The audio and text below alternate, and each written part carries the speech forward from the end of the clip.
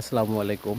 দেখুন আপনাদের মাঝে একটা প্রজেক্টের ইলেকট্রিক কাজগুলো শেয়ার করি। দেশ ও দেশের বাইরে থেকে যারা দেখছেন তারা খুব মনোযোগ সহকারে দেখবেন। দেখুন এটা একটা 1700 স্কোয়ার ফিট একটা বাসা। এটা সাধারণত 2 ইউনিট।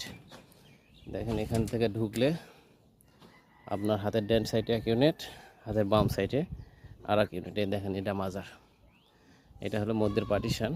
দেখেন ওই কোণার দিকে একটা রুম আছে, এই কোণার দিকে একটা রুম।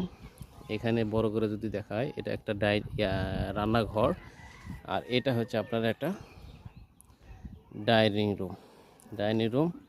এই পাশে আসে একটা বেডরুম আছে, ওখানে সামনের দিকে বেলকুনি আছে। দেখুন এখানে যে স্পেস আছে এটুকু জায়গা, এখানে একটা অ্যাটাচ বাথরুম হবে আর একটা কমন বাথরুম হবে।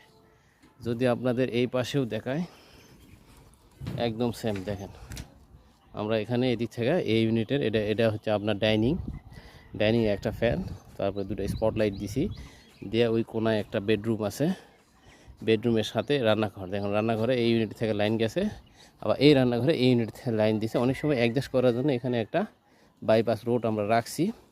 তারপরে সিঁড়ির এখানে সাধারণত 2 জনের বাল্বই আমরা দিই, ওই জন্য 2 জনের এর থেকে আমরা লাইন নিছি।